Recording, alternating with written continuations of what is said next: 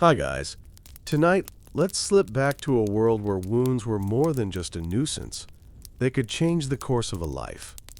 Imagine a time when the slightest cut could become a true test of survival, and healers relied on herbs, prayers, and mysterious potions instead of modern medicine.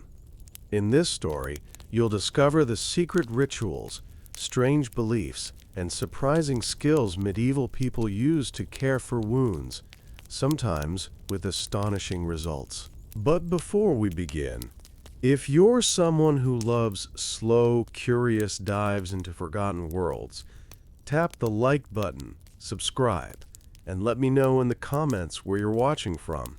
I'd love to get to know my viewers better. Life in the Middle Ages was unpredictable, and the risk of injury was everywhere. Whether in battle, working in the fields, or even just at home, people faced dangers every day. A single careless moment could lead to a nasty cut from a plow or a jagged wound from a cooking knife. For most people, the first response to any injury was fear. Fear of pain, infection, or something worse. But over centuries, communities had learned how to react. In villages and towns across Europe, healers, wise women, and even ordinary folk developed a blend of practical remedies and ancient superstitions to deal with wounds. The first step was always to assess the damage. Was the bleeding severe? Did the wound seem deep? Simple scratches were usually ignored, but anything more serious needed quick attention. Often, the injured person would be carried to the nearest healer, sometimes in the middle of the night, lit only by flickering candles. Healers were a mix of local women, monks, and even barber surgeons, men with sharp blades who knew a thing or two about bloodletting and stitching. Their first challenge was to stop the bleeding. Pressing clean cloths, or as clean as they could find, against the wound was the most common approach. If that didn't work, some would reach for a poultice made of herbs like yarrow or comfrey, believed to help blood clot. Sometimes, strange powders, spider webs, or even moldy bread would be applied, hoping nature's secrets might keep infection away. All of this happened in the hush of stone cottages or cool, echoing monastery rooms, with the air scented by dried plants and beeswax candles. Healing was never a rushed affair. The process took patience, gentle hands, and sometimes a bit of luck. As the bleeding slowed and the pain settled, the next phase began, a careful watch for infection, and the hope that the wound would close cleanly, leaving only a faint scar as a reminder of how fragile life could be. In the soft darkness of medieval cottages, with the low murmur of voices and the ever-present scent of burning tallow, the work of healing continued. Once the bleeding had slowed, the healer's focus shifted to cleaning the wound, a task that, even by the standards of the time, was both delicate and uncertain. Water was precious and rarely clean. So many healers relied on herbal infusions. Chamomile, sage, or rosemary steeped in water were gently poured over wounds to wash away visible dirt.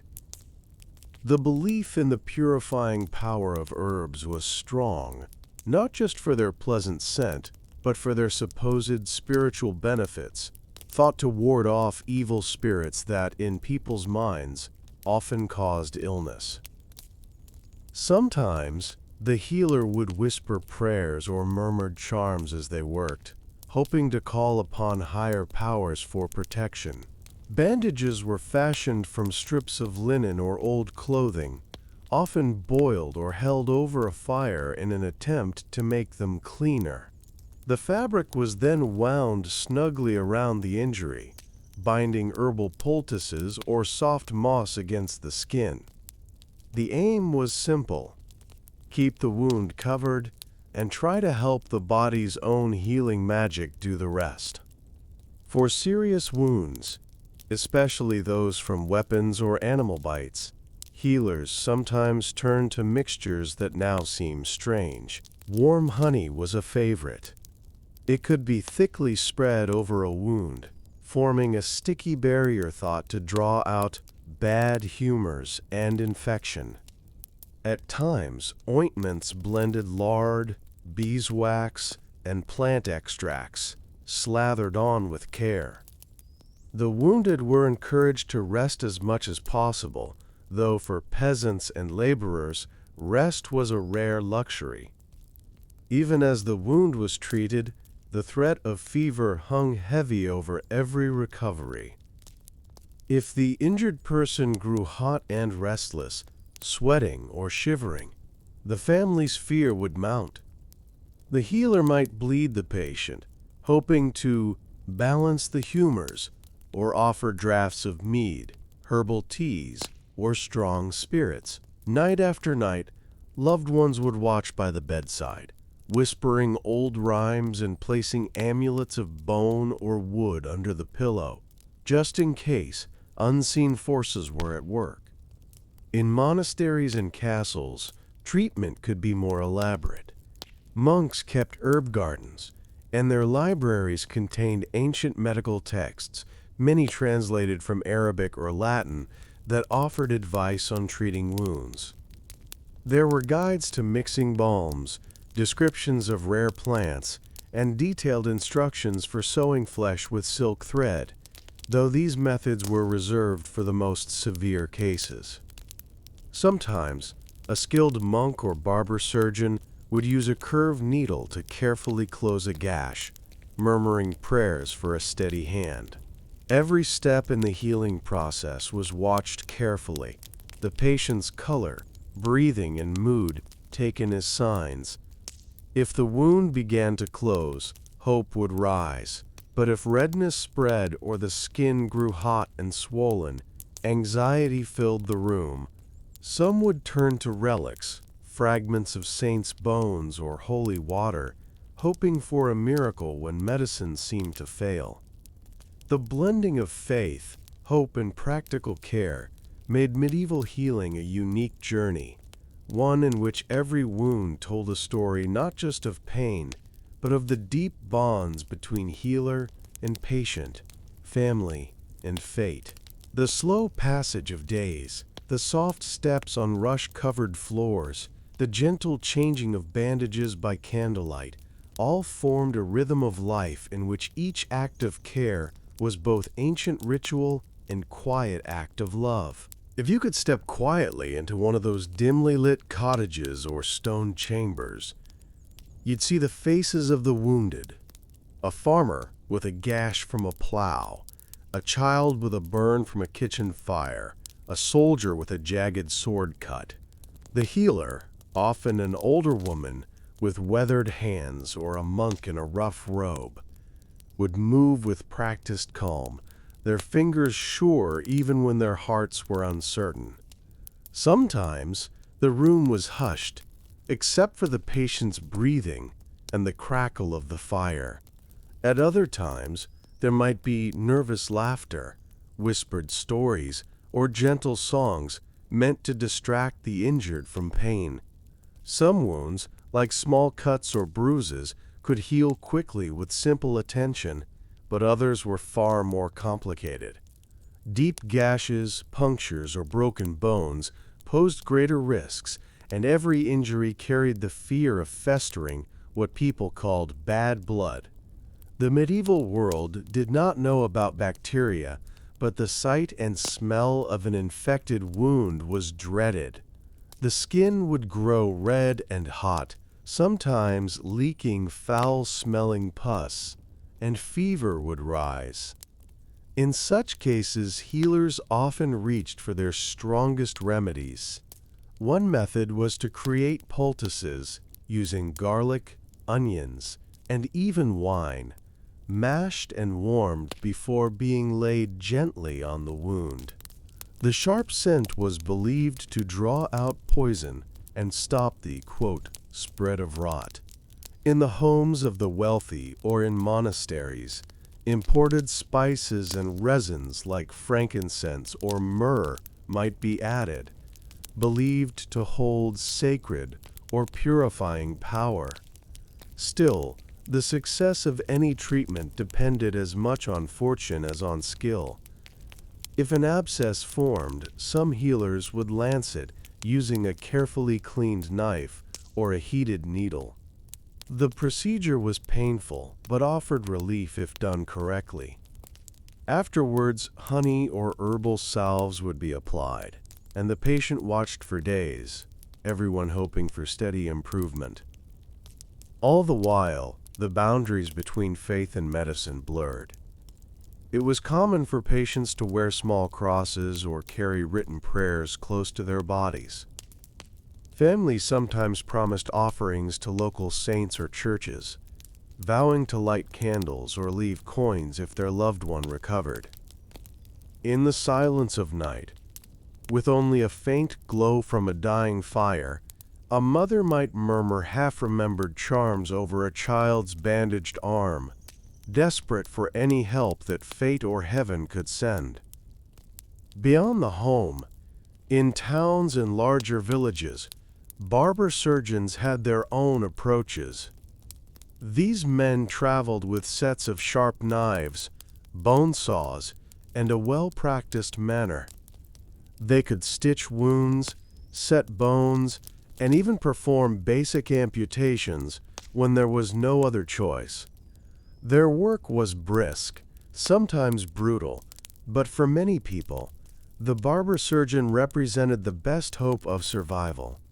After their work, a clean cloth would be tied over the wound, and the injured person sent home with instructions to rest, advice not always possible to follow when life's demands pressed in.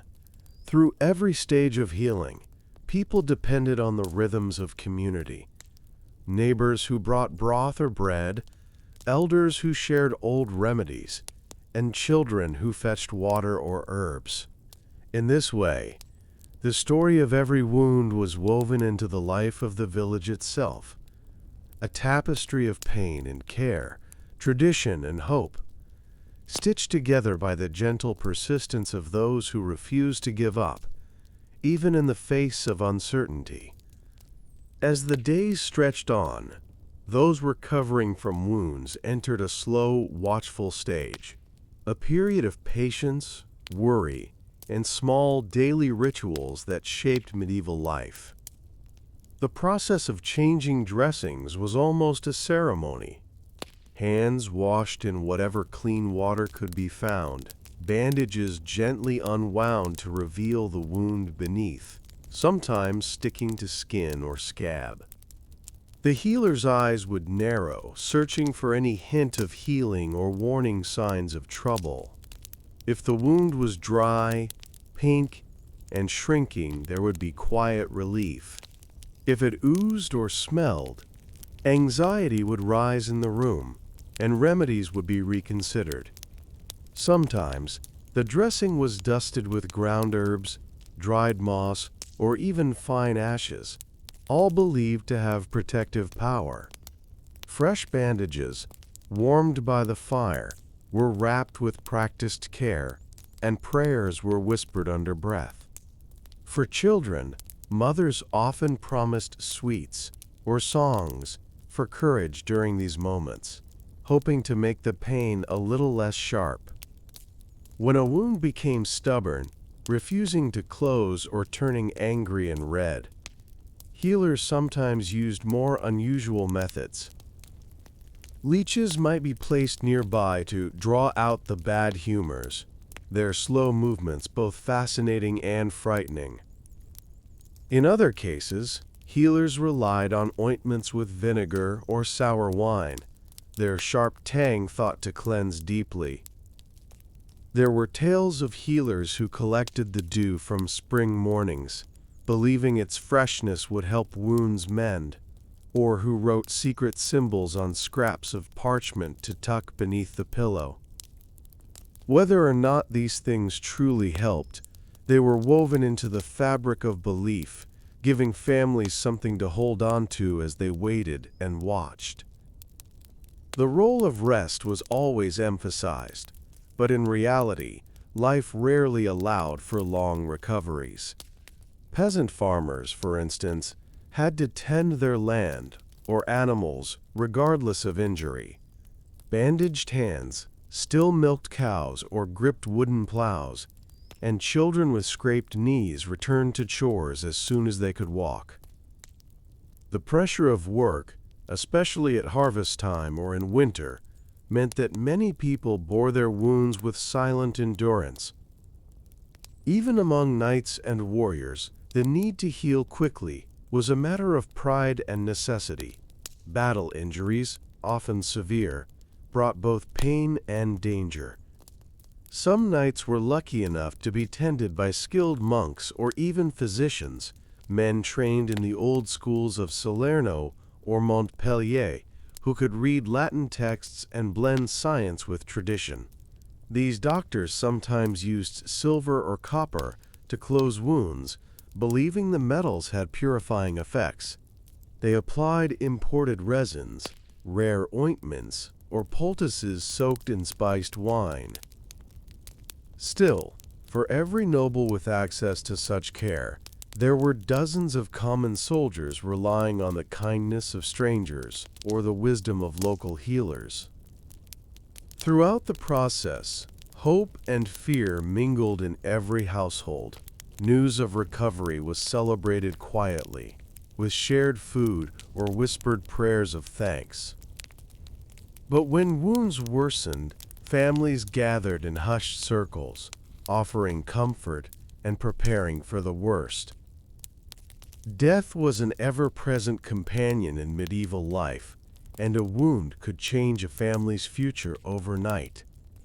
Yet, even in these hardest moments, people clung to small acts of kindness, a cool cloth on a fevered brow, a shared story by candlelight, or a silent vigil through the night. These moments, as gentle as the evening breeze, remind us how deeply people in the Middle Ages depended on each other.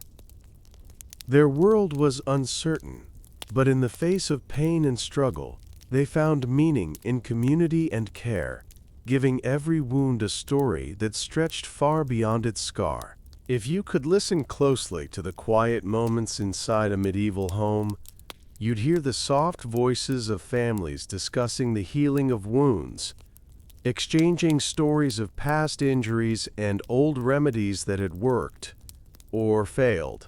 Some households kept a small chest filled with dried herbs, bits of cloth, and curious objects thought to aid recovery. Bundles of lavender hung from rafters, filling the air with their calming scent, while jars of thick honey or animal fat stood ready for mixing into poultices. For many, the rhythms of healing blended seamlessly into the ordinary routines of life. Meals were prepared with extra broth for the sick, and children fetched water from the well not just for drinking, but for gently cleaning wounds. When someone was recovering, neighbors often stopped by with advice or small gifts, perhaps a sprig of yarrow, believed to stop bleeding, or a pinch of sage for brewing into a soothing tea. These acts of care were rarely dramatic, but over days and weeks, they stitched communities together. In some places, wandering healers traveled from village to village, bringing new remedies and stories from far-off lands. They might carry dried roots from the east or tiny bottles of foreign oil, sharing tales of miraculous cures alongside their wares. Their visits were both exciting and a little mysterious, as they often knew things the local healers did not. Still, many families trusted most in the hands of those they knew best, the mothers, grandmothers, and neighbors who had seen dozens of wounds and learned by experience what might help. Even when wounds healed cleanly, the process left its mark. Scars were common, often seen as badges of survival. Boys might compare the rough lines on their shins or arms, making up wild stories about how they'd earned them. Adults, too, bore the reminders of old accidents, lines on a forehead from a falling branch, a puckered patch on a hand from a kitchen burn, or a faded mark on a leg from a winter slip. Each scar had its own story, shared on long winter nights or during the slow hours of work. The tools of healing were as varied as the wounds themselves. Simple knives, heated in the fire to purify them before use, were kept ready for draining abscesses or cutting away dead tissue. Wooden splints and linen strips were used to set broken bones, with care taken to keep the limb still until healing began. Needles made from bone or metal, threaded with horsehair or silk, helped close deeper wounds, a process that required steady hands and nerves. Sometimes, a skilled healer would use thin strips of leather to tie bandages in place, knowing that keeping the wound stable was often half the battle. Not all treatments were physical. Many believed in the power of words, blessings spoken over a wound, or protective charms carved into bits of wood or bone. Some wore amulets shaped like tiny hands or animals, hoping these would guide the body's healing. In times of fear, families turned to both faith and tradition, asking for help from saints known for their healing miracles, like Saint Blaise or Saint Roche. Candles were lit, prayers were whispered, and sometimes a few coins were left in the poor box of the local church as a gesture of hope. Through all of this, the slow process of recovery unfolded, measured in days and marked by the small victories: a wound that stopped weeping, a fever that broke, or a smile that returned to a pale face. In the end, the way people in the Middle Ages treated wounds was less about secret knowledge and more about quiet persistence, shared hope, and the gentle strength of hands that did their best, one day at a time. As weeks passed and wounds began to heal, those who recovered often looked back on the ordeal as a kind of quiet test, a measure of patience and fortitude. The memory of pain faded slowly, replaced by gratitude for the return of strength and the comforting rhythms of daily life. For many, the slow reappearance of appetite, or the ability to walk without discomfort, was celebrated with simple joys: a fresh loaf of bread, a bowl of stew shared by the fire, or a visit from friends who brought laughter and stories. The scars that remained were gentle reminders, woven into the fabric of everyday life. In larger towns and cities, the healing process sometimes took place under the supervision of more formally trained professionals. Apothecaries and physicians, though rare, provided additional resources for those who could afford their services.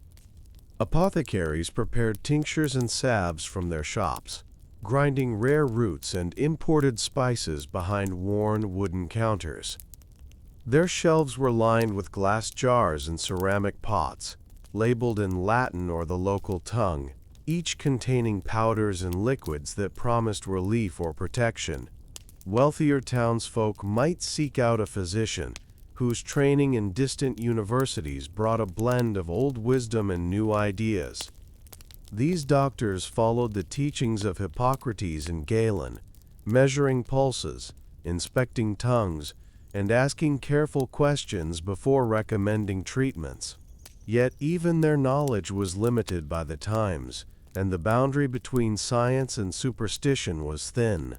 Many still relied on the alignment of the stars, the phases of the moon, or the supposed influences of humors: blood, phlegm, yellow bile, and black bile, to guide their care. Outside, in the busy streets and crowded markets, news of injuries and recoveries traveled quickly. Gossip about a neighbor's accident or a merchant's miraculous recovery spread from doorstep to doorstep, carried by eager voices. When someone survived a grave wound, it was not just a private relief, but a story that inspired hope in others. People shared recipes for healing balms or tips for preventing infection, eager to pass on anything that might help a friend or family member in need.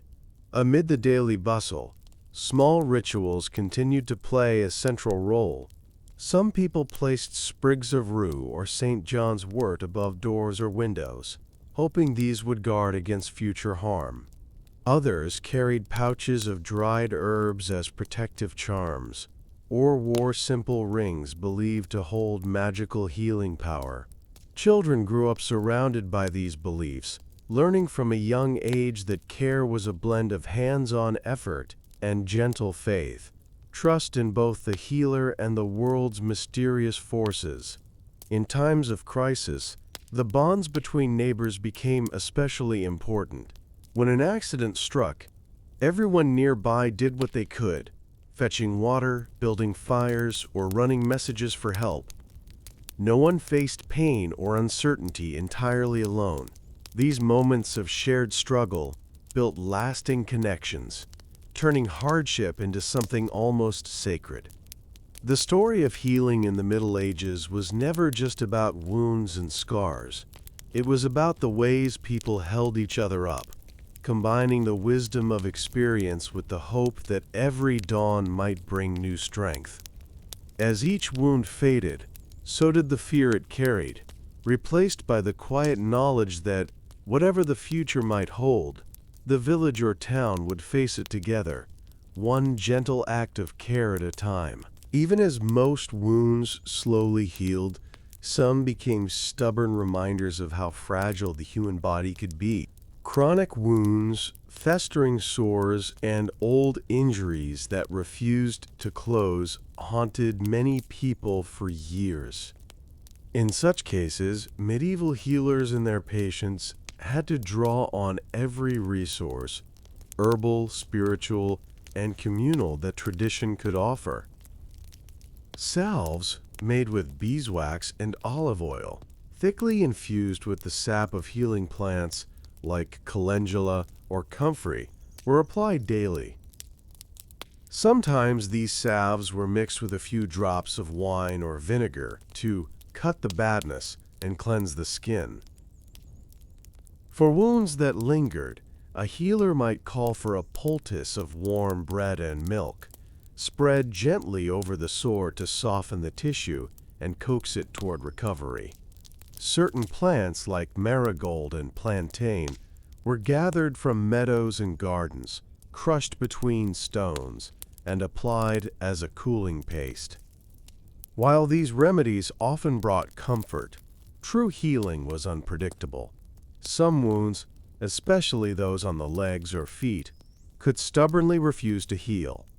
In such cases, families tried everything, changing the type of poultice, making offerings at the village church, even consulting wandering wise folk who promised cures for a few coins or a loaf of bread. When all else failed, people sometimes turned to the ritual of cautery, burning the wound with a hot iron in hopes of closing it for good. The sight, smell, and pain of this procedure were unforgettable, but desperation could make even the most frightening remedies seem worth trying. All the while, the spiritual dimension of healing remained strong. Those suffering from slow wounds might sleep with a saint's medallion under their pillow, or ask a priest to bless water for bathing the injury. Songs and prayers for healing drifted through cottages at night, carrying both hope and resignation. Families believed deeply that recovery depended as much on fate and faith as on any earthly remedy. At the same time, social life continued. Markets bustled with activity, and even those still limping from an injury found ways to help with daily chores or earn a living.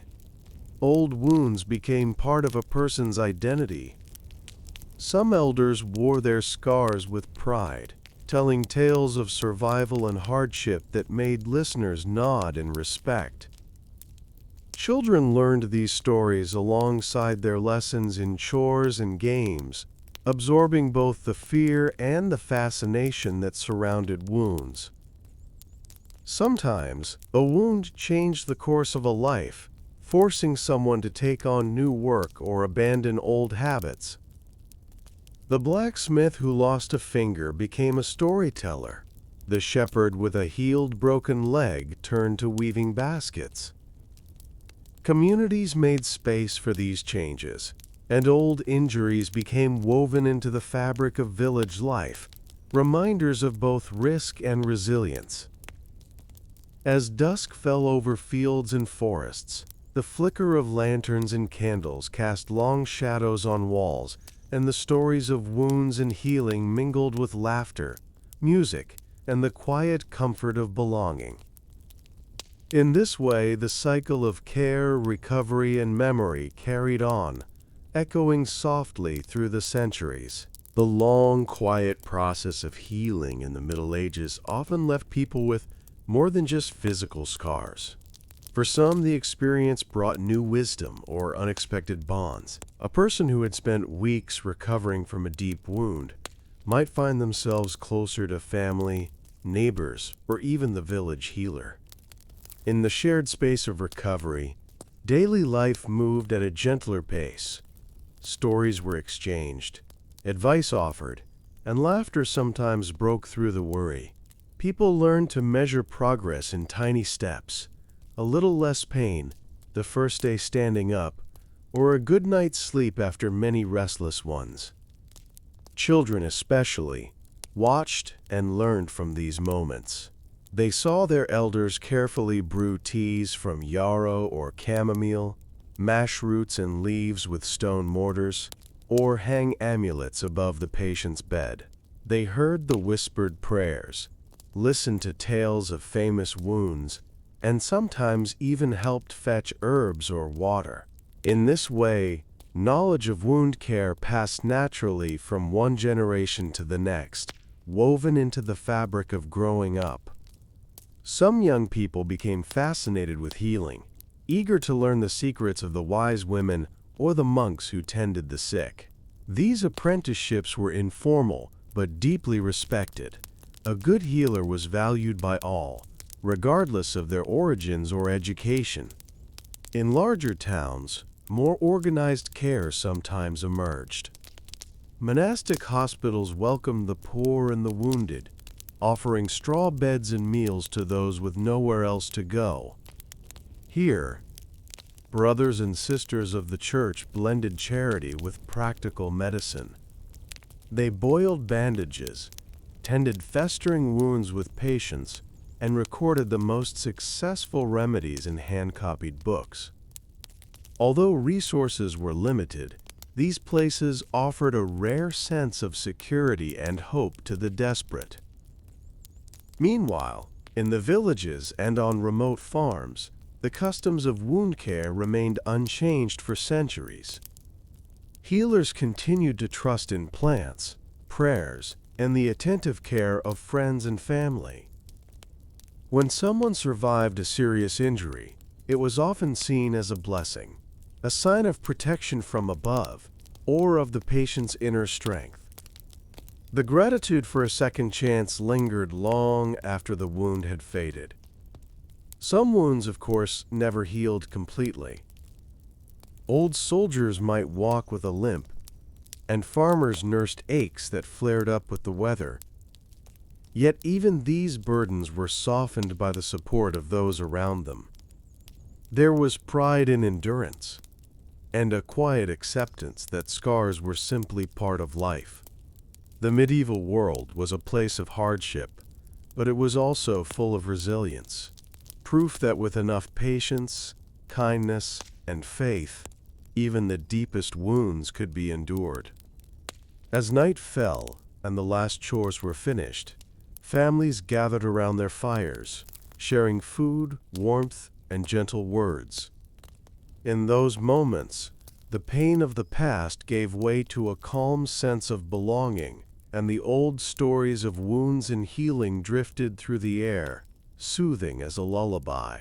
In the broader tapestry of medieval life, wound care often brought people into unexpected contact with the natural world. Every hedge, meadow, and forest edge was a potential pharmacy, filled with plants whose secrets were guarded by elders and passed down through families. The woods held yarrow for bleeding, nettle for swelling, and plantain for soothing skin. Even the simplest wounds connected people to cycles of planting and harvest, since the success of a healer often depended on the careful gathering and drying of herbs at just the right time of year. In the cool mornings of spring and the hazy heat of summer, children followed adults into the fields, learning how to spot healing plants among the wildflowers.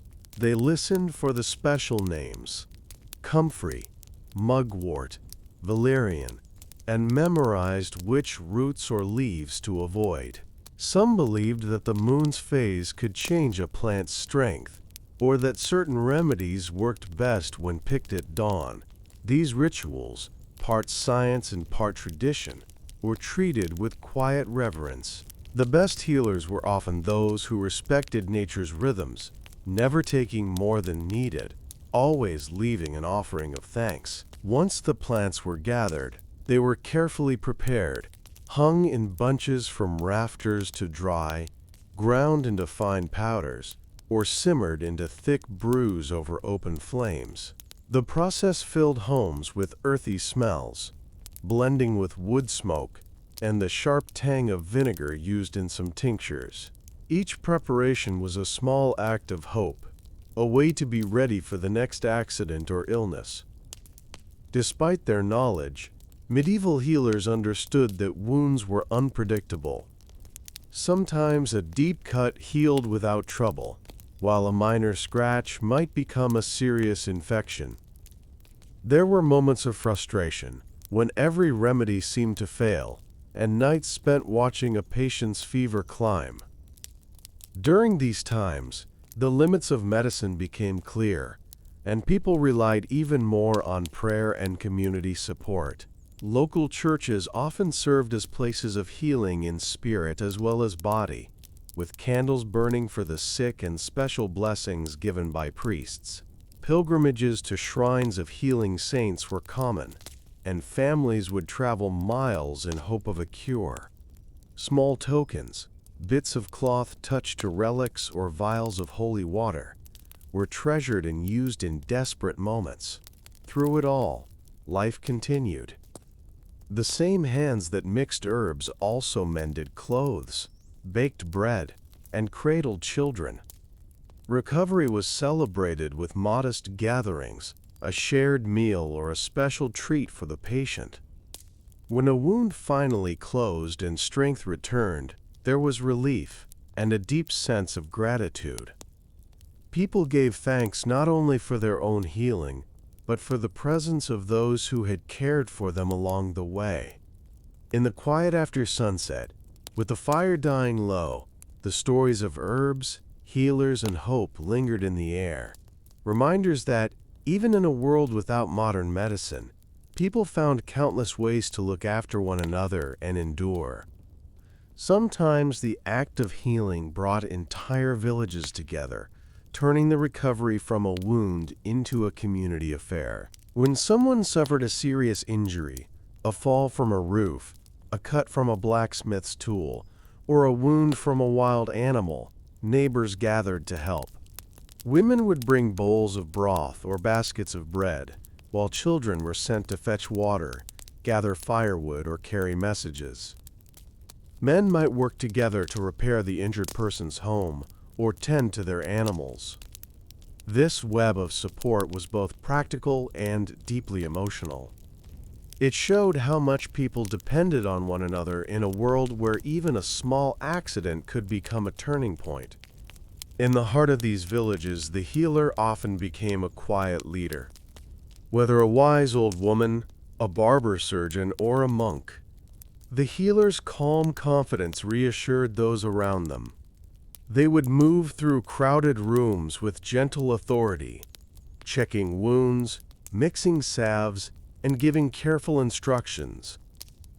Their words carried weight, and even stubborn skeptics tended to listen when the healer spoke. Healing rituals sometimes took on a social character. Special prayers said at church, the lighting of candles in the village square, or the sharing of symbolic food at a communal meal. When a wound finally healed, it was seen as a victory not only for the patient, but for everyone who had lent a hand. The support did not end with physical care.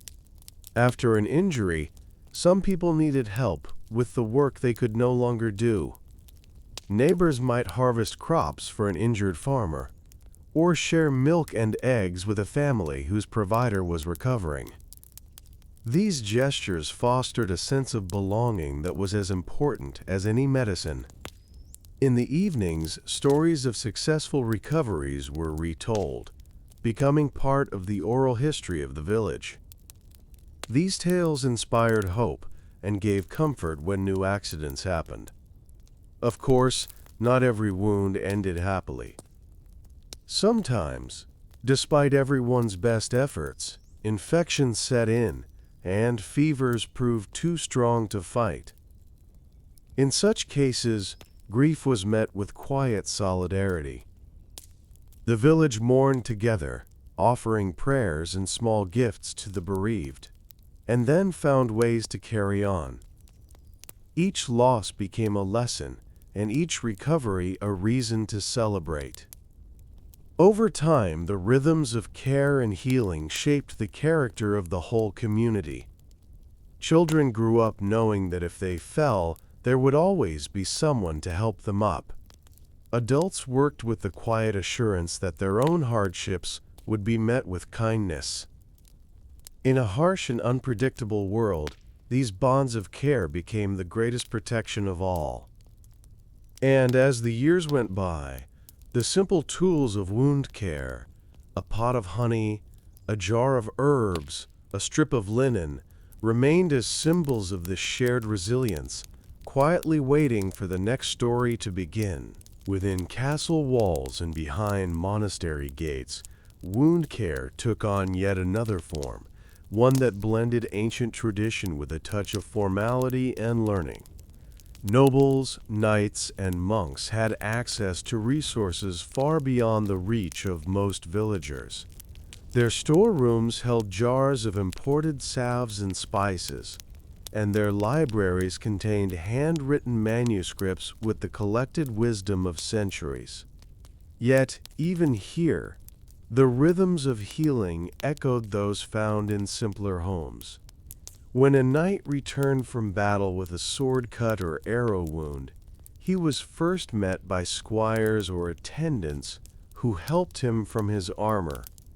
The sight of blood was nothing new in these halls, but every wound was treated seriously, for even the smallest could turn deadly.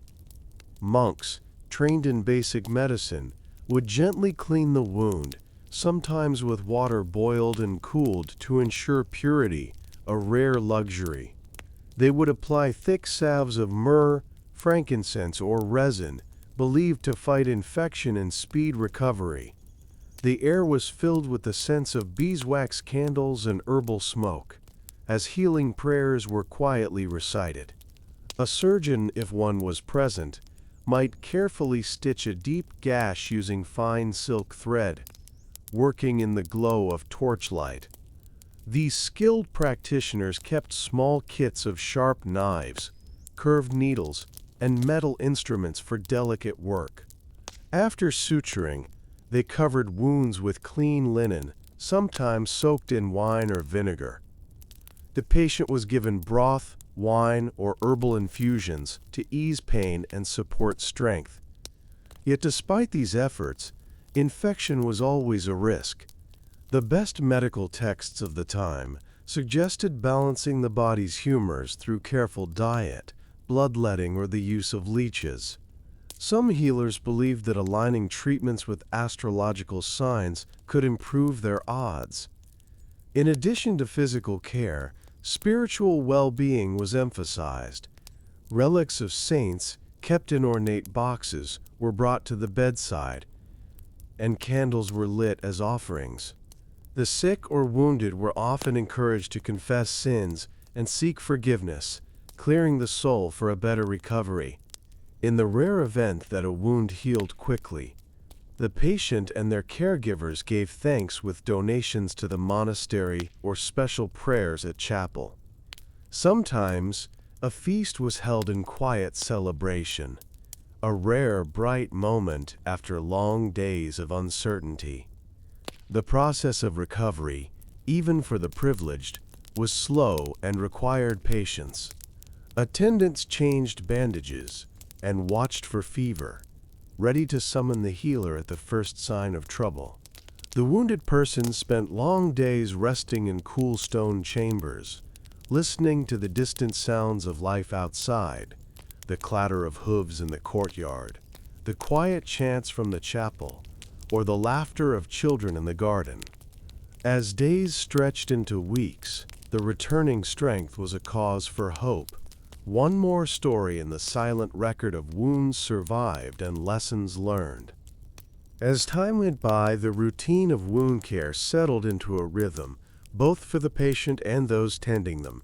Each morning began with the careful unwrapping of bandages, the slow inspection of the injury, and the gentle cleaning that had become almost sacred in its precision. In wealthier homes and monastic infirmaries, this work was done with tools that had been scrubbed and boiled, an extra precaution not often seen in humbler cottages.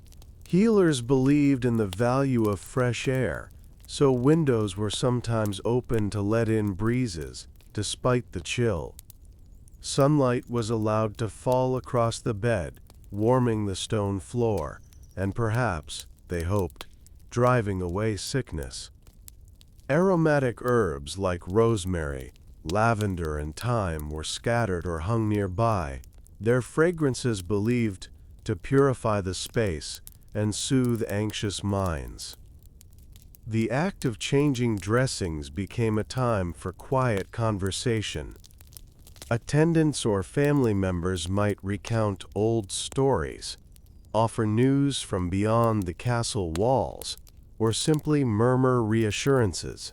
Meals were brought on wooden trays, clear broths, soft bread, and small bites of fruit or cheese, all intended to keep up the strength of the wounded. In some places, physicians kept careful records of each patient's progress, noting the color of a wound, the heat of a fever, or the change in appetite. These observations were added to large books, their pages filled with spidery handwriting, diagrams, and recipes for medicines. Over years and generations, such records became treasured guides for future healers. Even in the most privileged settings, however, recovery was never guaranteed. If a wound festered or fever lingered, more drastic measures might be tried.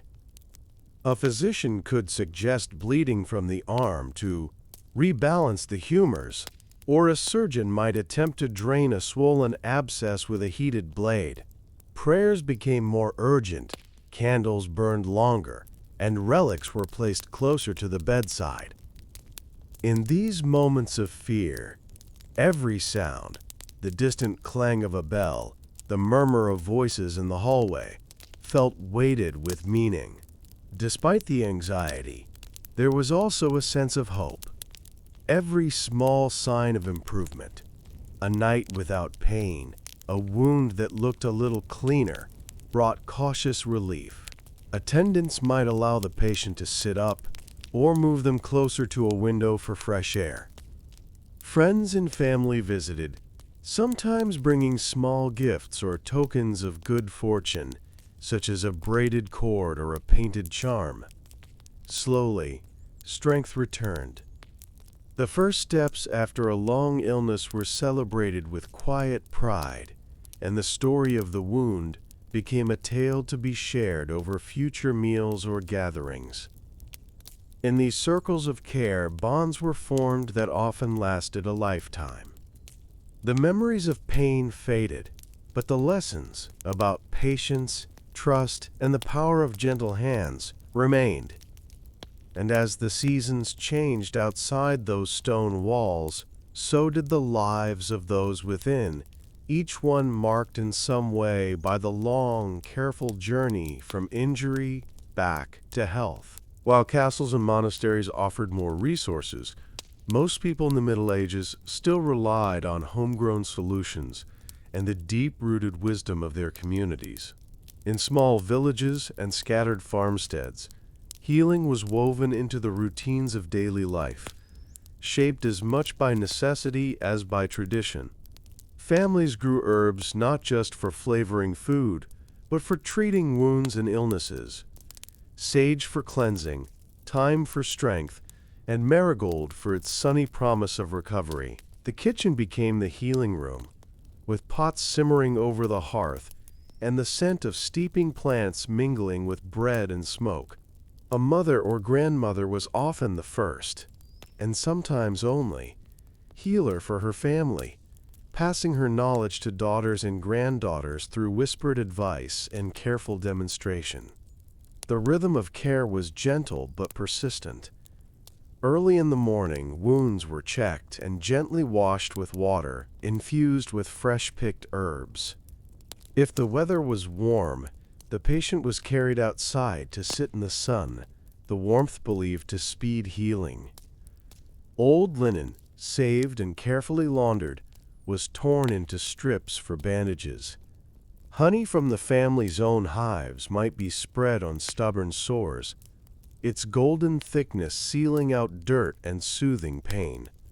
If infection threatened, poultices of onion, garlic, or mashed root vegetables were applied, changed regularly with hope and watchful patience. While some remedies were based on experience, others were guided by belief. Pieces of bread soaked in milk might be placed on a wound to draw out sickness, or a simple charm, such as a feather or a coin, tied to the patient's bed. If a fever persisted, families might seek help from a traveling wise woman, or a peddler with bottles of foreign oil and little bags of dried herbs. Payment was often a loaf of bread, a cup of ale, or even just a promise of help at harvest. Word of mouth was the village's medicine chest. A neighbor whose child had survived a nasty cut would share her remedy, while an old man who'd endured a broken arm would offer advice on splints and rest. In this way, knowledge grew richer with every generation, shaped by trial, error, and the willingness to try anything that brought comfort. The care for wounds was also social. While someone healed, friends stopped by with news, food, and companionship, helping to chase away loneliness as much as illness. Children ran errands and kept the fire going, while elders sat nearby, their presence alone a kind of reassurance. In the soft light of evening, as chores slowed and the world grew quiet, families gathered to check dressings one last time and share gentle stories. In those moments, the struggle of healing faded into the background, replaced by a sense of belonging, resilience, and the quiet certainty that, whatever tomorrow brought, they would face it together, just as their ancestors had done for centuries. Through all seasons, the work of healing unfolded quietly alongside the other rhythms of medieval life. Spring and summer brought easier days, with gardens full of medicinal plants and fresh air for the sick. Patients who could sit outside would feel the sun on their faces, hear bird song, and watch fields ripen, all believed to lift the spirits and encourage the body to heal. It was common for neighbors to share cuttings or seeds from especially prized herbs, ensuring every family had access to nature's remedies. Harvest time was especially busy. Not only did people gather grain and fruit, but they also picked and dried herbs to last through the long winter. Bundles of chamomile, yarrow, and comfrey hung from kitchen beams, their scents mingling with wood smoke. When the cold months arrived, people relied on what they had stored. Wounds and illnesses always seemed harder in winter. The chill slowed healing, and dampness made infections more likely. Fires burned day and night to keep rooms warm, and windows were sealed tight against drafts. Herbal teas and warm broths became staples for the ailing. In some villages, the healer made special rounds during these months, carrying a basket filled with dried plants, honey, and small charms. There was a sense of comfort when the healer arrived, bringing not just medicine, but stories, laughter, and encouragement.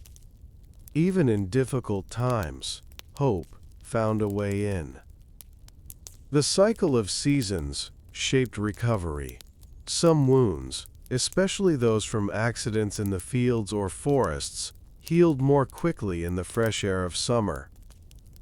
Others, like frostbite or burns from winter fires, needed different care. Salves made with animal fat, ointments heavy with resin, and bandages that stayed on for days at a time. People paid careful attention to the signs of improvement. A wound that itched meant new skin was growing, while fading redness brought relief. But when pain lingered, or a fever grew worse, families lit candles and offered prayers, turning to both earthly and spiritual aid. The return to health was always gradual. First came a little more appetite, then the ability to move without wincing, and finally, the strength to help again with chores or walk to the well. Each milestone was quietly celebrated. Sometimes, scars reminded people of hard seasons survived and the lessons learned along the way. These marks became a part of each person's story, often spoken of with a kind of pride or gratitude. In the glow of the hearth at night, old wounds and their healings became stories to share. Tales of trouble met with courage and care, reminding everyone that no matter how harsh the world outside, the bonds of family and village could turn pain into memory and suffering into a testament of endurance. Healing in the Middle Ages was shaped as much by culture and belief as by skill or ingredients. Every region had its own favorite remedies, legends, and taboos. In the misty north, people whispered that the light of the full moon could quicken healing, while in the sunny south, olive oil and aromatic resins were favored for soothing burns and closing wounds. Along the coasts, fishermen swore by poultices made from seaweed and salt water, believing that the ocean itself held ancient cures. Local customs were respected, and the best healers were those who adapted their knowledge to the world around them, blending practical wisdom with stories passed down over generations. Folklore was a powerful force. Some believed that wounds would heal poorly if seen by someone with a jealous heart, so certain injuries were kept hidden, cared for only by trusted hands. Charms against the evil eye, small stones, silver pins, or knotted threads, were tied to the beds of those who seemed slow to recover. In many villages, rituals for protection were performed at the start of every healing, sometimes involving a prayer whispered 3 times, or the drawing of a secret symbol above the doorway. These customs brought comfort, weaving the invisible threads of hope and reassurance through each act of care. Storytelling itself was part of the healing. While wounds were tended, elders shared tales of miraculous recoveries and legendary healers, stories that gave courage to the suffering and reminded everyone of the resilience hidden in ordinary lives. Children listened wide-eyed to accounts of heroes who survived fierce battles thanks to the wisdom of a village midwife or the intervention of a wandering monk. In this way, healing was never just a private struggle, but a shared narrative, connecting people across time and place. Music and laughter were medicine too. A lively tune on a reed flute or a soft song sung by a mother could soothe the anxious and distract from pain. Villages often had their own healing songs, simple melodies passed from one voice to the next, sung quietly as a wound was dressed or a feverish child rocked to sleep. These rituals offered both distraction and hope, reinforcing the idea that suffering was not endured alone. Faith was woven into every aspect of healing. Crosses hung above doors, prayers were said for the injured, and saints' days were marked with special blessings for those who were ill. In hard times, some families made pilgrimages to shrines or holy wells believed to cure the sick. Even those far from churches held tightly to small tokens, perhaps a scrap of cloth, blessed by a priest, or a simple wooden carving, to ward off despair. In all these ways, the medieval world met wounds with a mixture of resourcefulness, ritual, and heart, finding comfort in the shared strength of community, story, and belief. Medieval healing was a practice shaped by necessity, shaped equally by community, curiosity, and the ever-present balance between fear and hope. The world outside was unpredictable. A stumble on a muddy path, a sudden animal bite, or the sharp edge of a work tool could change a person's fate in an instant. In the face of these everyday dangers, people responded with a remarkable blend of practicality and imagination. Healers collected new recipes and tricks wherever they could, sometimes from travelers passing through, sometimes from the rare manuscript brought by a wandering monk. Ideas traveled from village to village, shifting with each retelling, so that wound care in a mountain hamlet could look very different from that in a bustling port town. Despite their differences, all these places shared one thing: a deep reliance on the wisdom of those who came before. When a wound occurred, the response was swift and focused. The healer, or head of household, quickly assessed the injury, decided whether it could be handled at home, or if someone needed to fetch a barber surgeon, priest, or wise woman from a neighboring village. Simpler wounds, scrapes, shallow cuts, small burns, were treated immediately, cleaned with boiled water or herbal infusions. A poultice of mashed plant leaves or roots would be bound tightly over the spot, sometimes with honey or animal fat worked in to seal the skin. The smell of these remedies lingered in the air, blending with smoke from the hearth and the scent of fresh earth. If pain grew too strong, gentle pressure or a cloth soaked in cool water was applied, and the patient was offered a warm drink, herbal tea, a little watered wine, or weak ale. In more serious cases, everyone rallied. Someone was sent to fetch help, while others tended livestock or children to free up the healer's hands. The injured were moved closer to the fire in cold months, or near an open window in summer. Candles were lit, not only for light, but to offer comfort and signal the seriousness of the event. Sometimes a special object, a favorite carved spoon, a family ring, or a blessed charm, was placed beside the patient for reassurance. Every hand had a task, and even the youngest children learned that caring for the wounded was a duty shared by all. While the initial panic faded, attention turned to the long days of recovery. Dressings were changed, wounds inspected, and every sign of improvement celebrated quietly. People tracked the slow shift from pain to relief. The first time the injured could eat a proper meal, the day swelling began to go down, the night when sleep returned without interruption. These milestones, though small, felt like victories in a world where so much lay beyond human control. Over time, stories grew around each wound, a record not only of what hurt, but of the ways people came together to heal. While most wounds eventually faded into memory, a few left deeper marks, both on bodies and spirits. It was not uncommon for those who had survived a serious injury to reflect on their experience for years afterward, weaving it into the stories they told and the choices they made.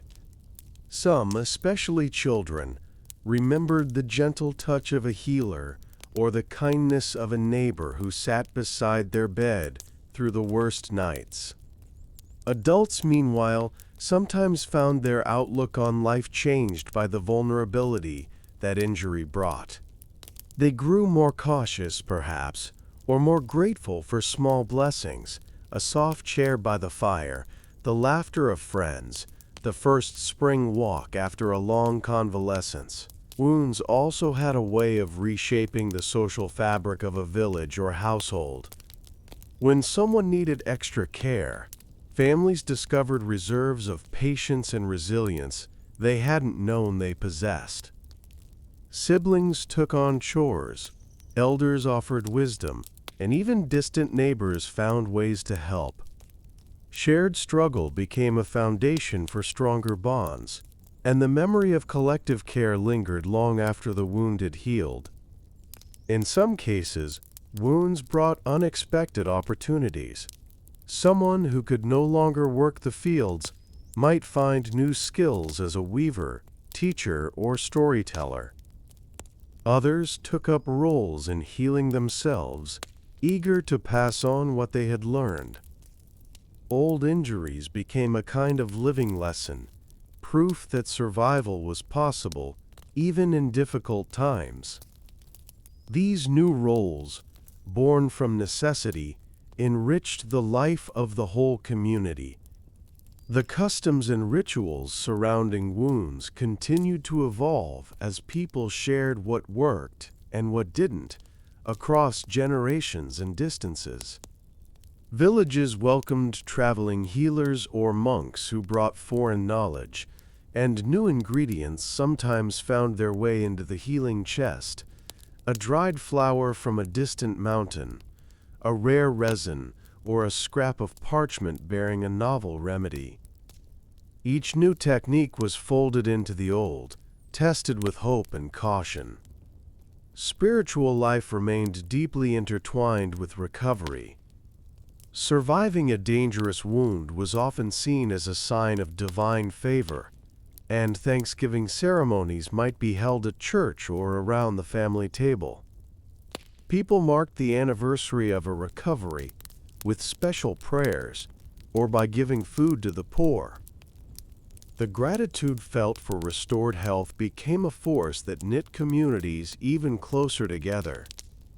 In the stillness of night, as pain ebbed and strength returned, people sometimes whispered quiet promises to be more patient, to cherish loved ones, to honor the simple acts of kindness that had seen them through. And so, each healed wound became part of a much larger story, a testament not just to individual endurance, but to the enduring power of compassion and community in the medieval world. For those living far from bustling towns or the protective walls of castles, the art of healing was an everyday challenge, shaped by both isolation and ingenuity. In lonely villages perched on hillsides or nestled deep in forests, self-reliance was a way of life, and every household needed at least some knowledge of wound care. Even children were taught to recognize useful plants, to find clean water, and to help gather supplies for a poultice or bandage. When an accident happened, an axe slipping during woodcutting, a sharp stone tearing the skin while working in the fields, the response was immediate, but never panicked. Family members worked together with calm efficiency, drawing on shared knowledge passed down through countless generations. The initial moments after an injury were crucial. Cold water from a nearby stream, filtered through cloth, might be used to rinse dirt from a wound. Leaves of plantain or yarrow were chewed and placed over the cut, their juices thought to slow bleeding and prevent infection. If the injury was more serious, the healer of the household, a parent, grandparent, or respected neighbor, would take charge, issuing instructions with a quiet authority that reassured everyone present. In such remote places, time moved differently. There were no carriages rushing to fetch a surgeon or apothecary, no bells to summon a priest from the village square. Instead, healing unfolded slowly, in step with the natural world. Days were measured by the soft change of light, the passing of birds overhead, and the gentle growth of scabs across wounded skin. Animals, too, were part of this story. Shepherds tended both their own wounds and those of their flocks, using similar salves and compresses for human and animal alike. Sometimes, a remedy learned while caring for a sick lamb would find its way into a human household, and vice versa. This practical approach, born from necessity, created a deep respect for the cycles of nature and the interconnectedness of all living things. At night, with the household gathered around a small fire, stories of past injuries and recoveries were told again and again, reminders of both the risks and the resilience woven into country life. A grandmother might point to a scar on her hand as she recounted the tale of a harvest accident long ago, while a child listened wide-eyed, learning that healing was as much a part of living as laughter or work. Over time, these remote communities developed their own unique healing traditions. Secret blends of herbs, family recipes for salves, and quietly whispered charms made each village's approach a little different from the next. The knowledge was guarded, treasured, and shared carefully, sometimes only within a single family. Yet when someone from another hamlet arrived in need of help, hospitality was freely offered, and remedies were given without hesitation. In these ways, even in the most isolated corners of the medieval world, the care for wounds reflected the strength and generosity of spirit that allowed people to endure and to thrive, despite all challenges. Throughout medieval Europe, stories of miraculous recoveries and legendary healers became woven into the culture, adding a sense of wonder to the very real business of survival. Every village had its tales. The woman who cured festering wounds with a secret salve, the blacksmith who survived a spear to the leg and limped on for decades, the child who nearly died of a fever but returned, pale and smiling, after a night of prayers. These stories, half truth and half myth, served a practical purpose. They gave hope in times when medicine often fell short and reinforced the idea that persistence and care could work wonders. In times of crisis, the community would sometimes call on a renowned healer from afar, a figure whose reputation had grown through word of mouth and whispered legend. Such visitors were greeted with awe and curiosity, and their treatments, whether a rare herb, a mysterious chant, or a new technique, were watched closely by local healers eager to learn. Often, these wise guests asked little in return: a meal, a place to sleep, and the satisfaction of knowing their skills had been put to use. In turn, they brought new stories and recipes, each visit subtly changing the local approach to healing. Alongside these wandering healers were the monks and nuns who traveled between monasteries, carrying not only prayers but small pouches of dried plants, bits of beeswax, and scrolls filled with carefully copied recipes. In monasteries and abbeys, medical knowledge was preserved and expanded, slowly filtering back into the wider world. When someone in a nearby village suffered a grave wound, it was not uncommon for a messenger to ride out at dawn, seeking advice or a specific remedy from a scriptorium miles away. Back at home, as days turned into weeks, the slow improvement of a wound became a source of cautious optimism. Family members watched for signs: pink skin at the edges, reduced swelling, a return of appetite, or even the first tentative laugh after days of silence. Every improvement was met with relief, and setbacks were faced with renewed determination. Sometimes, when infection threatened to overwhelm, last resort treatments were attempted: cauterization with heated metal, application of strong-smelling resins, or extended periods of rest and isolation. These procedures were harsh, but often seen as necessary to give the patient a fighting chance. As the person recovered, gratitude was expressed not only in words, but through actions. An extra loaf of bread baked for the healer, chores done for neighbors, or a small token left at the church in thanks. Over time, the lessons learned from each injury shaped both individuals and communities, fostering a shared sense of resilience.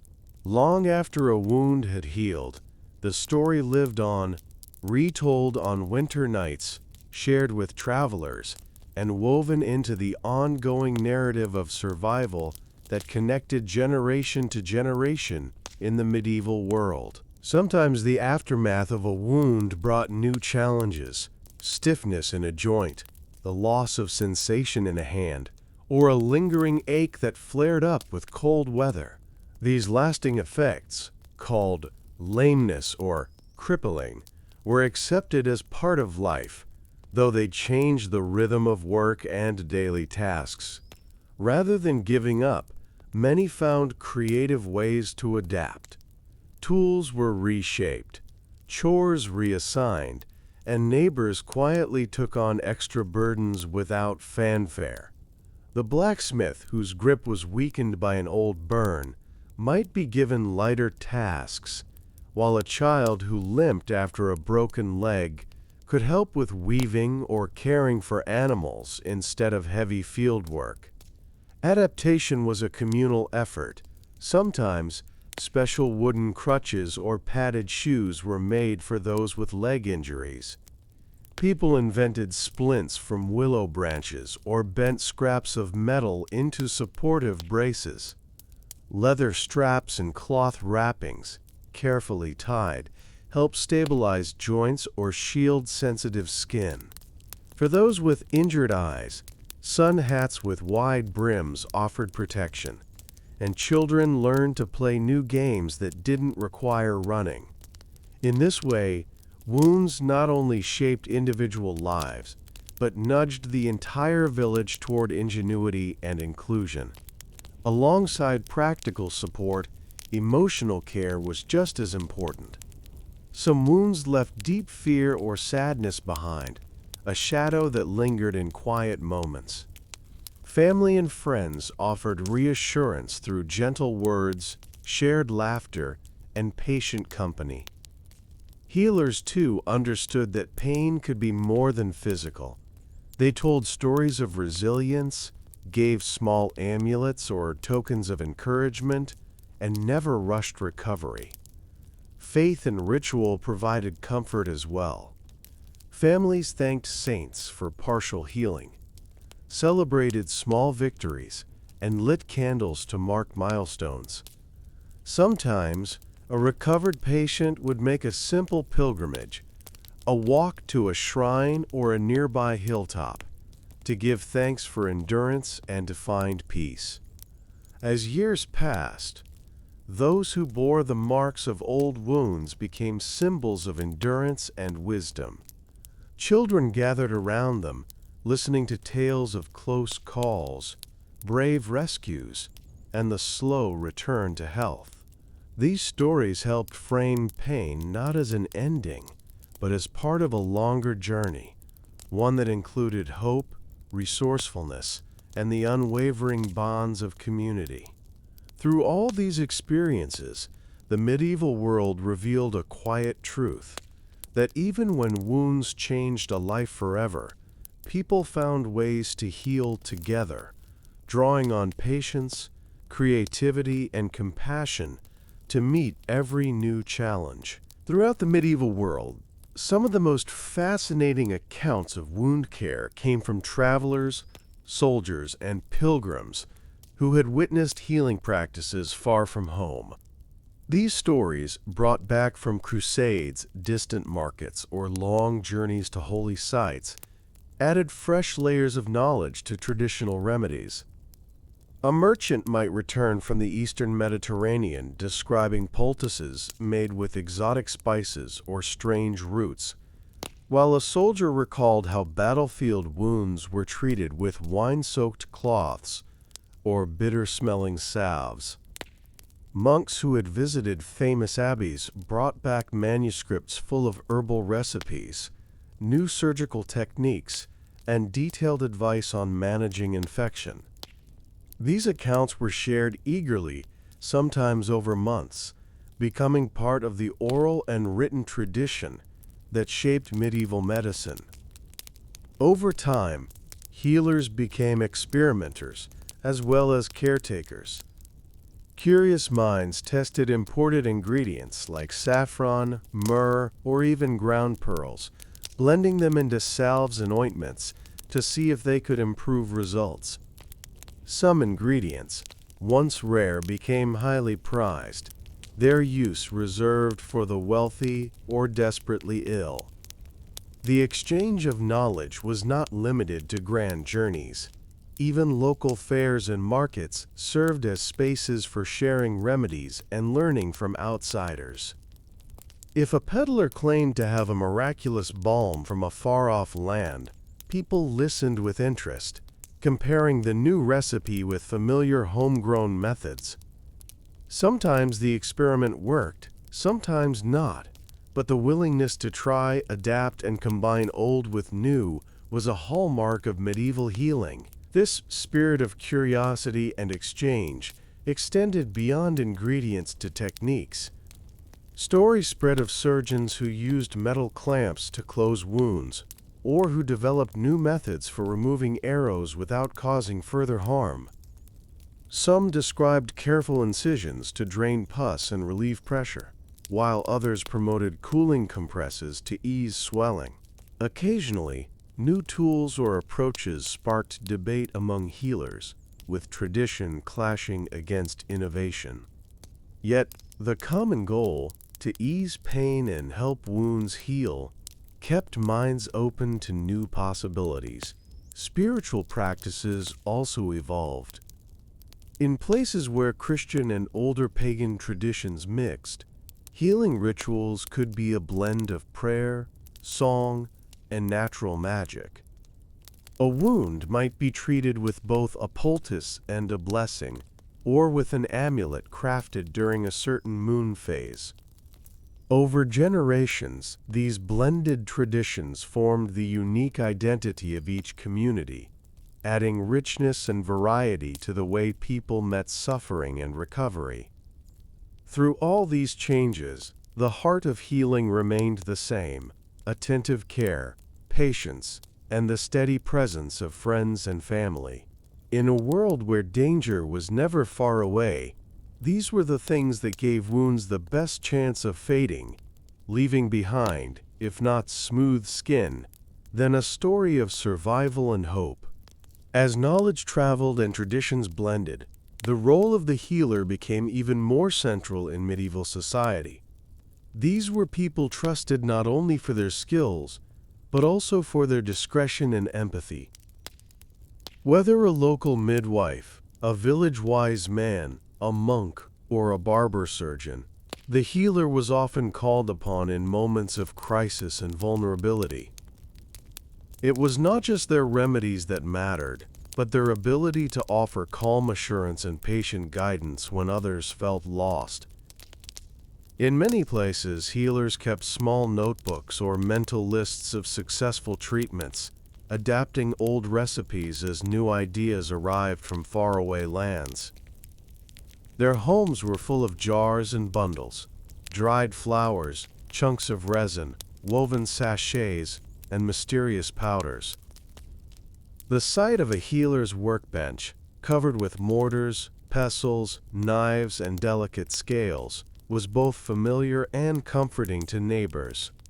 While formal training was rare, experience counted for everything.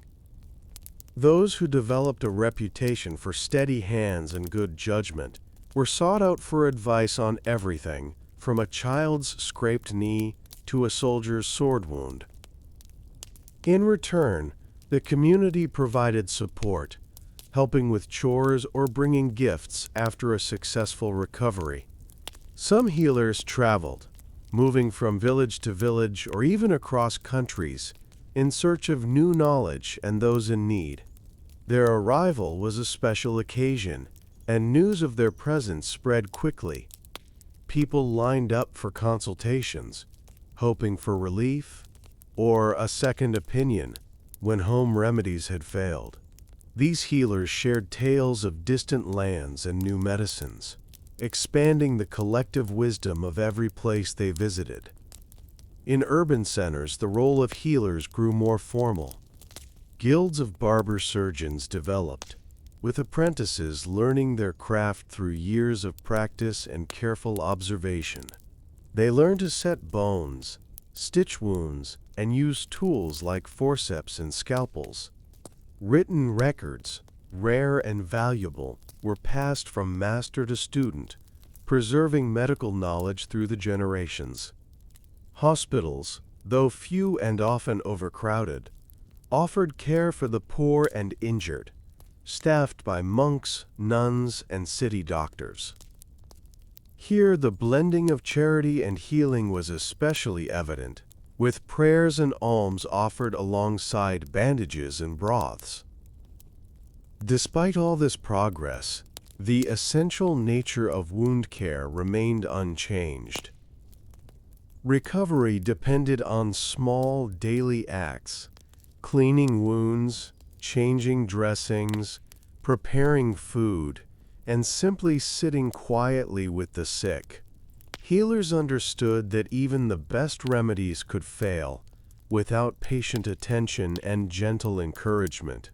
In every home, on every battlefield, in every monastery, the rhythm was the same: watch, wait, hope, and try again. Through these cycles of care, healers helped keep fear at bay, turning suffering into stories of survival and transforming even the humblest remedies into symbols of hope and resilience. Within the slow arc of healing, the passing of time was felt in small, precious victories, each sign of improvement greeted with quiet joy. The first night a patient slept without pain was celebrated in whispers. The return of appetite or a faint smile was a moment to share with neighbors. Even the task of removing an old bandage, revealing clean new skin beneath, was a source of pride for both healer and family. Children, especially, marked progress eagerly, counting the days until a sibling or friend could return to games or join them for chores again. These milestones were more than just practical. They were the markers of hope, reminders that the worst moments did not last forever. As a wound healed, the rhythm of daily life gently shifted. The patient moved from bed to hearth, from hearth to doorway, each new vantage point bringing a sense of freedom. Fresh air and sunlight were welcomed back as old friends, thought to help banish lingering illness. Meals became more hearty. Conversations, once hushed, grew brighter. The return to routine was a celebration, however modest. Some families marked the end of a long recovery with small rituals: baking sweet bread, lighting an extra candle, or sharing a cherished story of another time when hardship had been overcome. These quiet acts acknowledged both the struggle and the strength it took to endure. In some communities, recovered patients gave thanks in public ways, leaving flowers or coins at a church, making a pilgrimage, or dedicating a song or poem to the saints and friends who had helped them.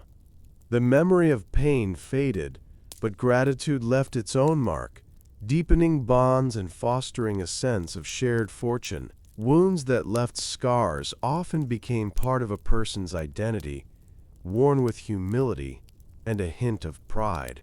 They were reminders of both the body's vulnerability and its remarkable ability to heal. Children traced their fingers over old marks, listening to stories of falls, fights, or acts of bravery. Adults compared scars by the fire, recalling the lessons and friendships each had brought. In this way, every healed wound added another thread to the community's tapestry, a subtle pattern of resilience visible only to those who knew where to look. Even when scars brought pain or limitation, they were rarely hidden. Instead, they were woven into life, accepted as evidence of survival. Through it all, the lessons of wound care endured. Be patient, work together, and never lose hope. These truths, simple but powerful, guided people through countless hardships, shaping a culture that prized endurance as much as courage and kindness as much as skill. In the end, it was not just the herbs, prayers, or tools that made the difference, but the gentle persistence of hands and hearts, generation after generation. As each day of recovery faded into the next, the cycle of wound care became as familiar as the changing of the seasons. For many, the experience of healing brought a renewed appreciation for life's simplest pleasures. The warmth of sunlight on a convalescent's face, the taste of fresh bread, or the quiet music of birds outside an open window. Healers reminded their patients to rest, move gently, and enjoy these little gifts, believing that a hopeful spirit could aid the body's work. Slowly, the boundaries between sickness and health blurred, and the memories of pain softened in the presence of gratitude. In some households, the tools and ingredients of healing remained out in the open, ready for the next scraped knee or kitchen burn. Bandages hung near the hearth, jars of honey and herbs lined shelves above the table, and favorite mugs for herbal tea waited patiently for use. The routines built around wound care became part of the daily fabric, lessons in resilience, resourcefulness, and tenderness. These customs were passed quietly from parent to child, shaped not only by necessity but by affection. Even as society changed, the core truths remained the same. Wounds could be frightening, recovery slow, and fear a constant companion. Yet kindness, patience, and the shared work of healing made almost anything bearable. When a neighbor's child was hurt, the village gathered, some bringing ointments, others carrying news or songs. When an elder's old injury flared up, friends arrived with broths and warm words. Through these gestures, each household was woven into a larger safety net, where no one was truly alone in their struggle. Over time, the stories of wounds, how they were treated, how long they took to heal, what worked and what didn't, became a living history. These tales, whispered at dusk or around the fire, helped future generations face their own injuries with courage and trust. They reinforced the importance of being prepared, of knowing which herb to use and how to tie a bandage, but also reminded listeners that the heart of healing lay in the company kept and the hope shared. Even as the world outside moved forward, with new rulers, changing borders, and advances in trade and technology, the work of caring for wounds remained an anchor, connecting the present to the wisdom and compassion of the past. In this way, each small act of care became a thread in the long story of survival, a story written not only in scars and remedies, but in every act of patience, kindness, and steadfast hope. As time marched on, the customs and knowledge of wound care continued to evolve, absorbing new influences yet staying rooted in the rhythms of medieval life. The expansion of trade brought foreign spices, new plant species, and exotic ointments to the markets of even remote towns. Apothecaries became more common in larger villages, their windows lined with colored bottles and dried bundles from distant lands. Curious villagers sometimes gathered outside these shops, peering in at the unfamiliar remedies and hoping for a glimpse of something magical. Healers and apothecaries often worked side by side, one relying on ancient family traditions, the other experimenting with imported ingredients and written recipes. When wounds proved stubborn or mysterious, it was not unusual for families to consult both, hoping to blend the wisdom of old and new. This collaboration reflected the flexible, pragmatic spirit of the time. What mattered most was what helped the wounded to heal. In bustling towns, the sounds of daily life, hammer on anvil, shouts from the market, children playing in muddy lanes, were sometimes interrupted by the urgent call for a healer. Even city dwellers, with their access to more resources, faced the same fears as villagers: the threat of infection, the slow progress of recovery, the uncertainty of every new remedy. In these settings, the communal nature of care took on new forms. Guilds offered support to their members, collecting funds for the sick or injured, and apprentices learned first aid alongside their crafts.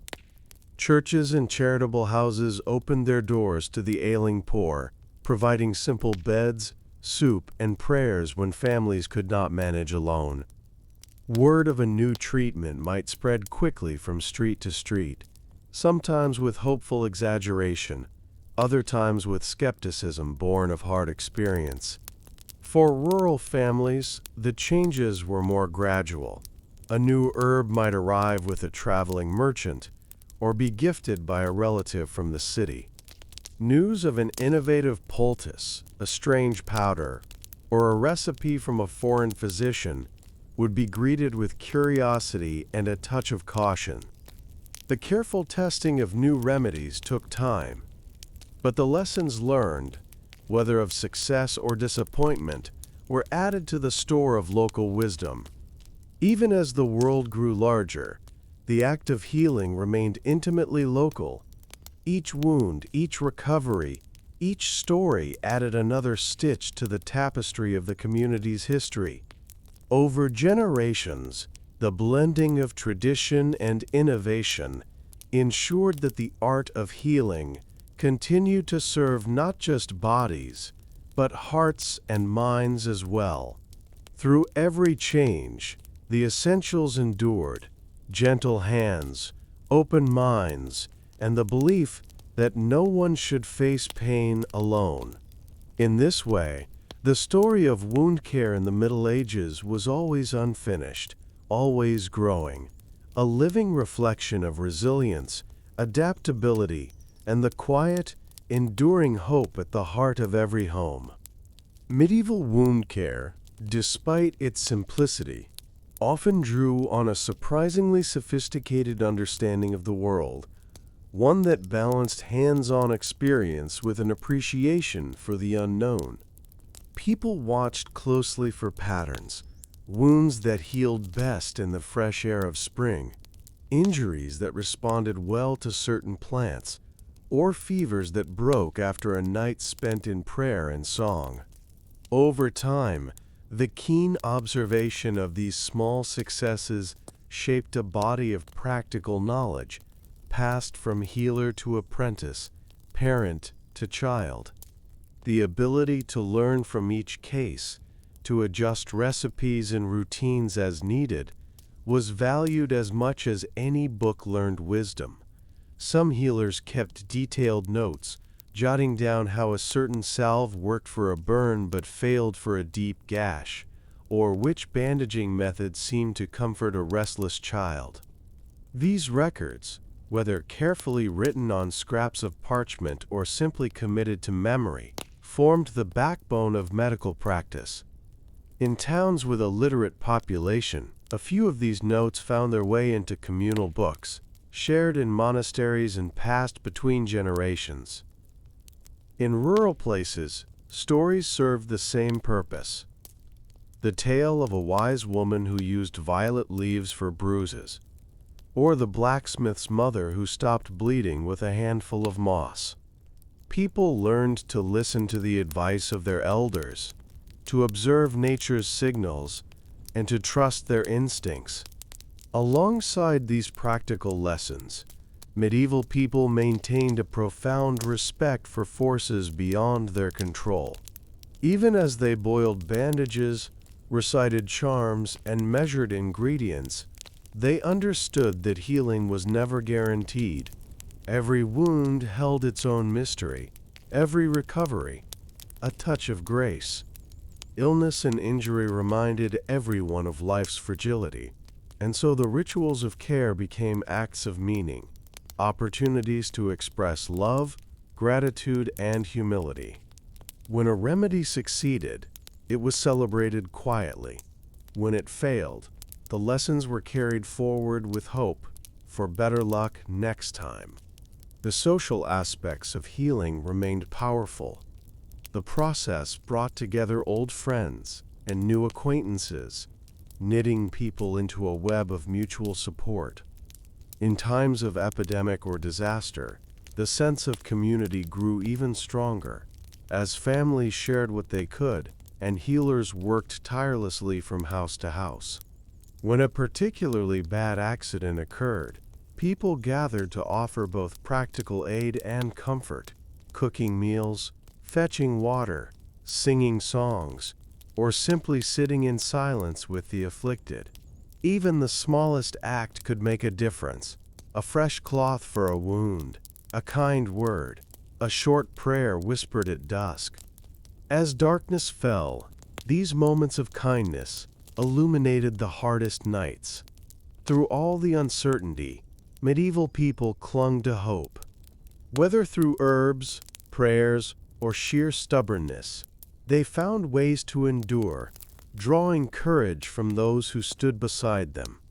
In this way, wound care was never just about closing a cut or mending a bone. It was a living, evolving tradition, rooted in care and carried forward by every generation that refused to give up. For the healers themselves, tending wounds was as much a calling as a craft, marked by long hours, deep empathy, and an unwavering sense of duty. Their skills were tested daily, from the smallest scrape on a child's elbow to life-threatening gashes brought in from distant fields or bloody disputes. Each patient arrived with their own hopes, fears, and beliefs, and it was the healer's role to meet them all with patience and respect. The work demanded keen observation, a fever that spiked suddenly, a wound that oozed instead of drying, a cough that wouldn't go away. These signs, carefully watched and quietly discussed, often determined what remedy would be tried next. A healer's basket was never packed with just one solution. There were poultices of plantain or comfrey for drawing out infection, jars of honey for stubborn sores, thick pastes of lard and ash for burns. Tools ranged from sharp knives and needles for stitching to hand-carved wooden splints for broken bones. Bandages were fashioned from old linen, boiled when possible, and then dried over the fire. Even the way a bandage was wrapped mattered, with some families priding themselves on the neatness and security of their knots. With each case, healers balanced tradition and innovation, weighing the advice of ancestors against new recipes shared by travelers or monks. Their most valuable resource, though, was trust, the quiet confidence their community placed in their hands.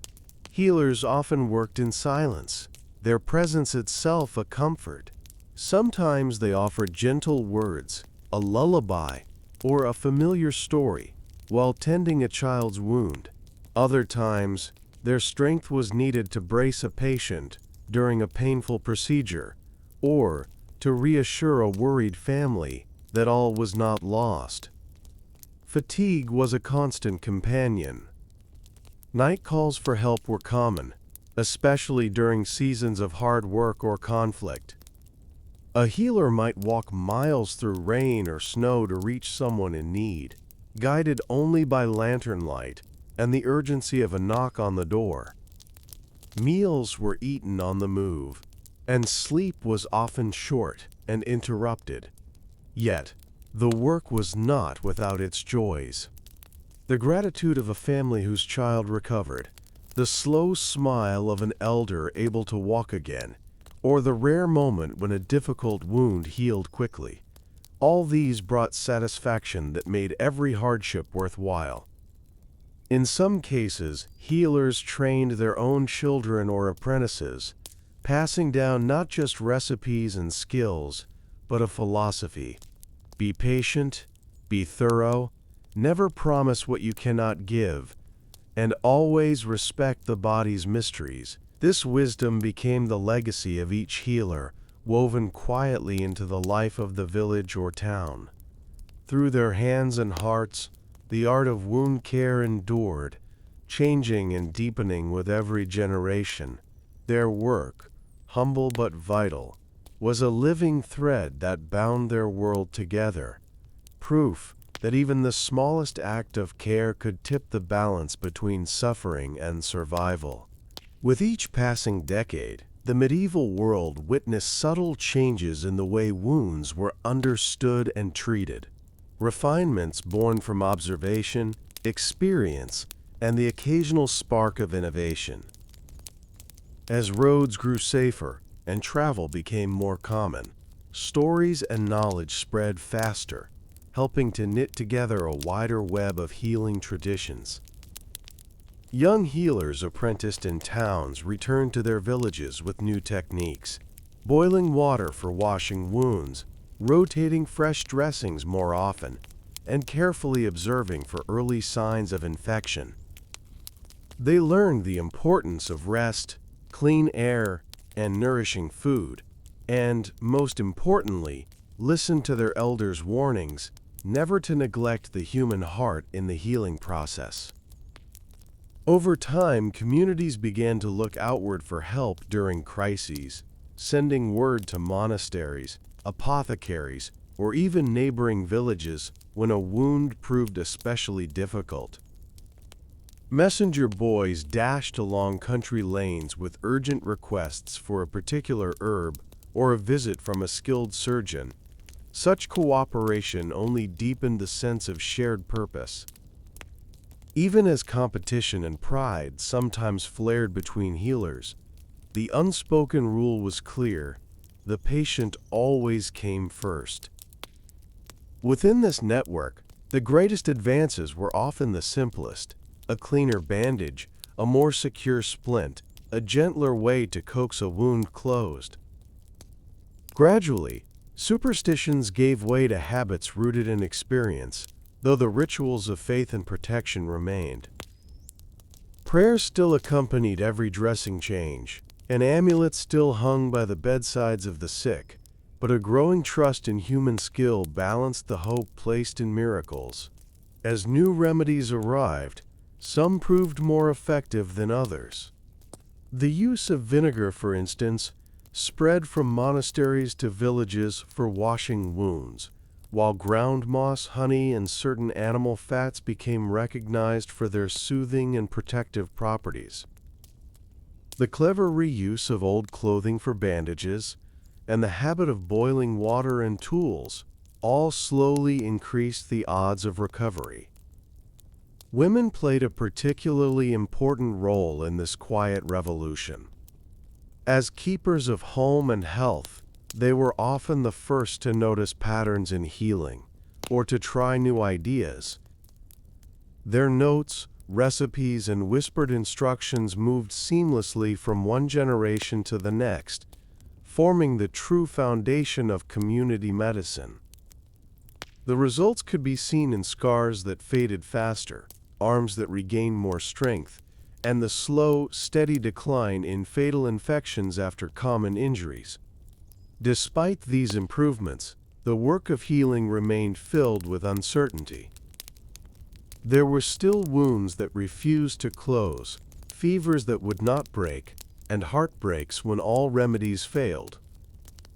Yet, even in loss, people leaned on each other, drawing comfort from the shared struggle. Through each generation, the story of wound care was written and rewritten, not just in books or letters, but in every act of kindness and persistence, every lesson learned and shared, every life saved by gentle, skillful hands. As the Middle Ages drew toward their end, the evolving art of wound care remained a symbol of both the fragility and strength of everyday life. Despite centuries of war, disease, and upheaval, people's faith in healing, whether through herbs, prayers, or skill, endured. The memories of hard-won recoveries shaped communities as much as their churches and marketplaces. In every household, cupboards and baskets stood ready with dried plants, bits of clean linen, and well-used tools, always prepared for the next accident or illness. Children grew up watching their elders tend wounds with steady hands, learning by example the importance of patience, thoroughness, and calm. The next generation of healers combined curiosity and reverence, treating the old ways with respect, but never hesitating to test new ideas. When a wound was slow to heal or a fever lingered, someone always remembered a story. "My mother once tried ground bark for that," or "a traveling monk showed us a new stitch last winter." These stories traveled as surely as people did, weaving together the wisdom of distant valleys and bustling towns. The landscape itself bore witness to this tradition of care. Paths worn between villages marked the journeys of healers and messengers, while groves of yarrow or wild garlic grew near every settlement. The presence of a well-tended herb garden outside even the humblest cottage was a silent testament to hope, a daily promise that, no matter what hardships might come, there would always be something to try, some comfort to offer. Community celebrations often included quiet moments of remembrance for those who had been lost, as well as gratitude for those who had survived. Scars, once a source of embarrassment or pain, were increasingly viewed with respect, evidence of endurance, resourcefulness, and the deep ties of family and neighbor. Old wounds became metaphors for larger struggles, used by storytellers and priests alike to illustrate the power of persistence. In towns and cities, the rise of hospitals, guilds, and medical schools hinted at the changes to come. Written recipes and careful diagrams began to supplement word-of-mouth knowledge, laying the groundwork for future generations. Yet the most important lessons remained the same: the need for attentive care, the importance of trust, and the quiet strength found in shared adversity. As night fell across medieval Europe, windows glowed with lamplight and the soft voices of families tending to each other. In those gentle moments, the story of wounds and their healing continued. Unfinished, always hopeful, woven into the living heart of every home and village, a legacy that would echo long after the age itself had passed. As centuries passed and the Middle Ages slowly faded into history, the memory of wound care persisted in countless quiet ways. The rituals developed in those distant days, washing a cut with clean water, tying a careful bandage, offering gentle words to soothe pain, became the foundation of later medical practice and the habits of families everywhere. Even as new discoveries changed the world, the lessons of patience, hope, and compassion endured. In the countryside, elders continued to teach children how to recognize healing herbs, how to make a simple salve, and how to watch for signs of fever or infection. Healers adapted as new remedies appeared, but the old wisdom was never truly lost. It lived on in the soft voices of parents comforting their sick children, in the careful hands of neighbors tending to each other, and in the stories told by firelight of challenges faced and overcome. The spirit of medieval healing, its resilience, inventiveness, and trust in both the seen and unseen, remained woven into daily life, even as cities grew larger and the world became more complex. In great towns and humble villages alike, people remembered that every act of care mattered. A cup of broth brought to a weary friend, a prayer whispered beside a sick bed, a skillful hand closing a wound under uncertain light.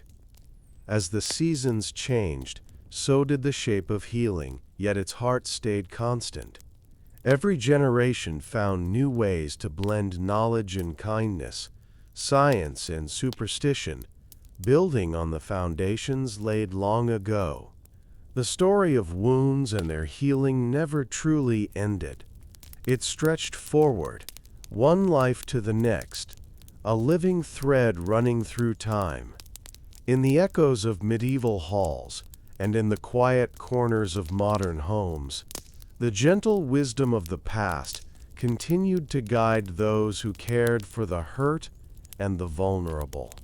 The legacy of medieval wound care, born of necessity but elevated by compassion, left a mark far deeper than any scar, a testament to the enduring strength of ordinary people and the timeless power of hope, community, and gentle hands.